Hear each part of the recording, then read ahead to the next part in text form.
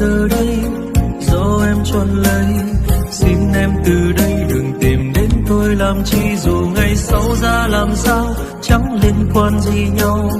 Em đừng về đây và như thế, tôi chẳng biết, tôi chẳng nghe, tôi chẳng thấy.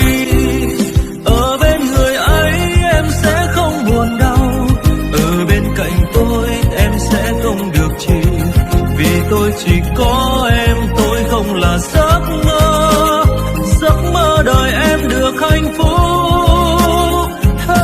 Bên người ấy xin đừng nhớ đến tôi, ở bên cạnh tôi xin đừng làm khổ tôi.